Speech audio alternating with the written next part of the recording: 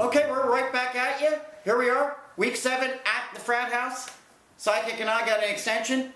We're mixing things up tonight. We got a packed program, and we're going, not to football, no, we're going to the World Series. We're going to the World Series. Yes. All right? I know your favorite time, and here we go. We've got Texas we've got Texas playing against St. Louis. This is your team, all right? Sidekick. I've watched the first 2 games. We got a series tied at 1-1. We got a heart rate game last night. St. Louis should have won it, in my opinion. Mm-hmm. I'm looking down the stat sheet. I'm looking at the numbers. I'm looking at postseason numbers, batters, hitters, and pitchers. Really? Why in the world is St. Louis the underdog in this? In my opinion, they should be favored. I don't get it. Look at these numbers. Texas's ace pitcher, C.J. Wilson, has a 7 ERA. All right? When you look at the batting averages, David Freese, who won the MVP for the LCS, 422, Albert Pujols, 367, Matt Holliday, 342. They don't even match up. What's going on here? Well, I think part of why you're talking about, St. Louis not being favored here is their regular season performance. They were horrible during the regular season. At the trade deadline, they made some great trades, strengthened their bullpen. Right. They got better, and then in September, they start out 10.5 games back. The end of September, they're wild card. They're hot right now. Yep. Tony has that team clicking, and it shows in their stats for the postseason. But if you go back and you look at the regular season, the Texans are all over this. Okay. So, one of the things is, since 1987, 19 out of 23 World Series titles have been Game 1 winners. Well, and St. Louis won Game 1, and that would bode well for them, of course. But I got to ask you, you got people like Yadi Molina, quiet. Right. Rafael Furcal, quiet. All right, you guys are going to Texas for the next 3 games. Sure. How many are you pulling out of there? I think it's going to be tough. This is all about the bullpen and which manager screws up first, as we've seen in the first 2 games. Yeah, well, that's what I think. You've got Washington screws up one, La Russa screws up one. I goofed. Yeah. Exactly. They're 1-1 series. Loesch is pitching Saturday down in Texas. I think they can pull out 2, and I think they can take the series. I'm on faith. Yeah. As a Cardinals fan, I'm on faith they're going to take this. And as an NL guy, I got to tell you, I'm rooting for the Cardinals, despite the fact I usually sit up here with my Philly stuff all draped around me. But I'm rooting for the Cardinals. I'm like this, don't know. All right? But it's a good matchup. I think it is. I think it's a very even matchup, and I really think that St. Louis, in my opinion, I just think should be kind of favored. We're going to really switch it up. We're going to talk some racing. How about that one? Ha! All right, speed. We're going to talk speed. But before we get to the chase, before we get to the NASCAR chase, we just got to stop for a moment and recognize Dan Wheldon. Dan Wheldon, as probably all of you know, died tragically last week out there in Las Vegas in the Indy Car. That was their last race for the Indy Car series. Dan Wheldon had been the 2005 Indy Car Series champion, a 2-time winner of the Indianapolis 500, most recently just this past year in 2011. And 33 years old, just an incredible loss to the racing world. But we're going to go over to the Sprint Cup Series. And the most recent, well actually this was last week's issue of Sports Illustrated right here. I read it cover to cover, of course I do. They did a cover story on NASCAR, 10th time, only in their history that NASCAR made the cover of Sports Illustrated. They stated in this issue, Sidekick, NASCAR has a wide open, down to the wire pennant race going on, the kind of championship showdown that Chairman Brian Francis has been dreaming of since he implemented the chase format in 2004, and I got to tell you right now, it has been exciting.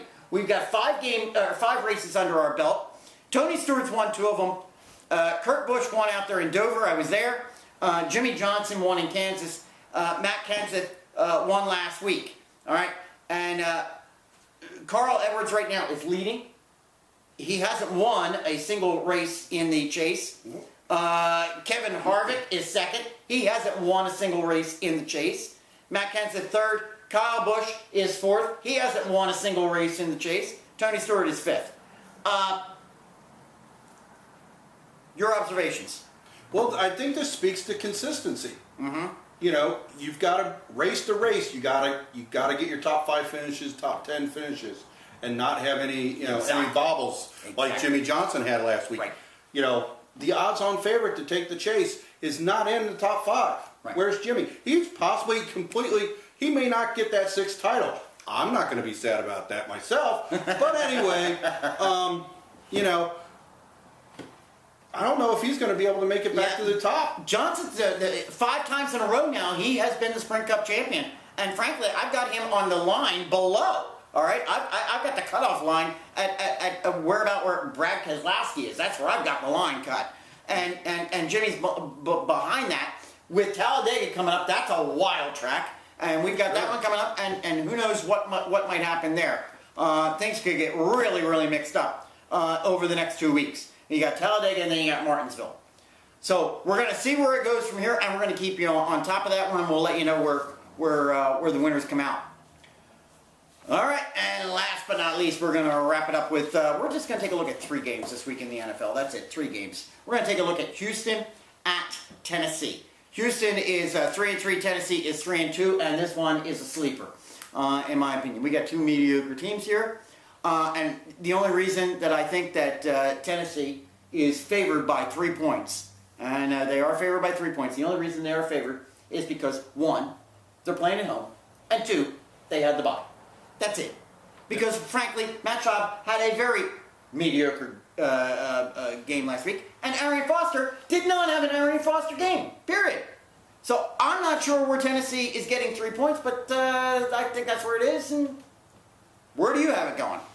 Well, you know, some of the things for the keys for this game, Texans have 2 of their best players out for this game, in Johnson and also in Williams. Chris Johnson this season hasn't been very good. He needs to have a breakout game against the Texans this week. So I'm going to go with the Texans. I'm going to go with the Titans to win. I love the Texans, but I'm going with the Titans due to the injuries. All right. Texans again are favored by 3. Or Titans are, I'm doing it too. Titans are favored by 3. You're picking the Titans. I'm going with the Texans. All right? Because on paper, I'm going to tell you right now, I can't see how they could possibly win. And frankly, I think Arian Foster could be the difference in this particular game. Our next game, Green Bay at Minnesota. Green Bay's 6-0. Minnesota's 1-5. Green Bay is favored by 9, and many people are probably saying, what in the world? Why is this game even on your roster? Why do you have it in your radar? And it's one reason and one reason only. We've got a little bit of an issue going on out there. You got Donovan McNabb in Minnesota being benched for a rookie, Christian Ponder. Things got a little dicey the other night on our Facebook fan page. Sure did. Yeah. A little heated. And, you know, we've got some people with some strong opinions going on here. We got Nick from Boyertown is on the line, and Nick wants to give us his opinion on some of the things going on with Donovan McNabb. Nick, talk to us about what your thinking is on Donovan McNabb, and maybe why you think that perhaps benching him isn't the right thing. Go ahead. Well, you know, frankly, Mike, I don't really think that. I think the comments the other night where he's done, he's washed up, he's this, he's that. They talk about the dirt balls, they talk about the passes being thrown into the ground, and I think that that's overblown. I watched the game the other night. I don't believe that he had a bad game. I think he was 19 of 24 for 177 yards.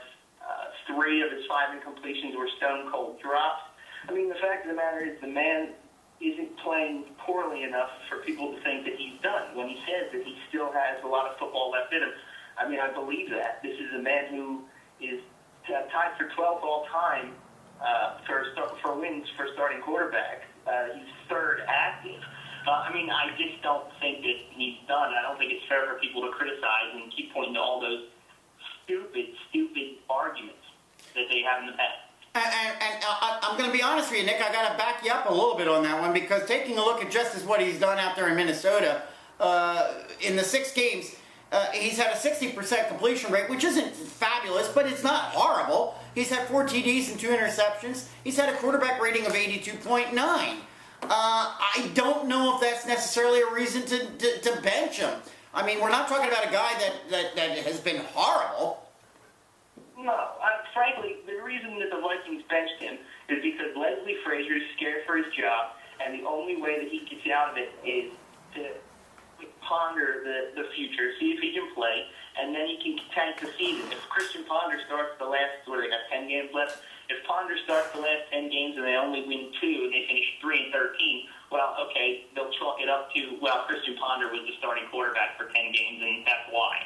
McNabb is the quarterback on a team that's featuring Peterson. His numbers were not going to be superstar numbers like they used to be. That was the plan.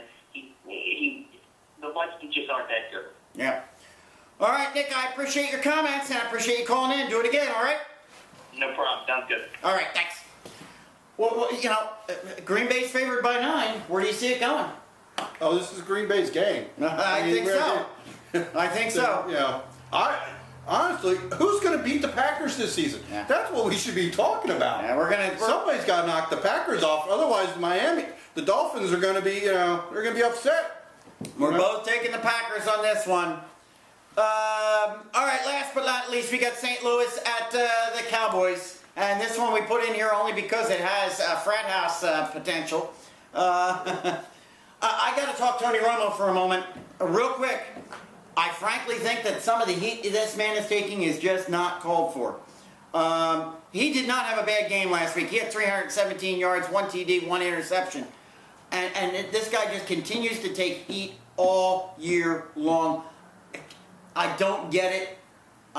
He may not be the best quarterback in the league, but I frankly think it's uncalled for. Yo, man, we love you. Dallas is favored by 13 over your Rams. Go. That ain't happening. The spread? The spread or the win? The spread's not happening. I'm sorry.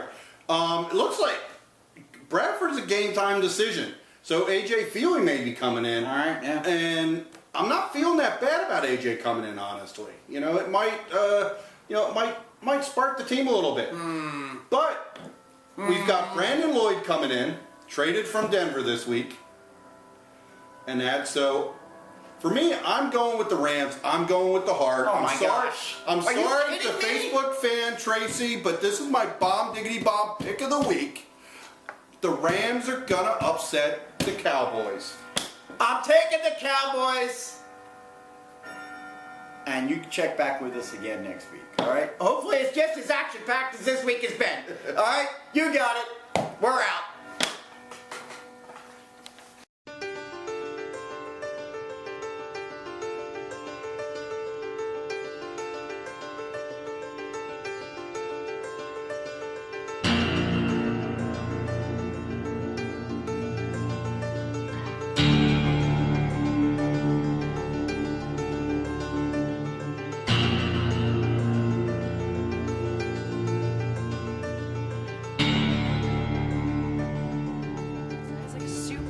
Sidekick.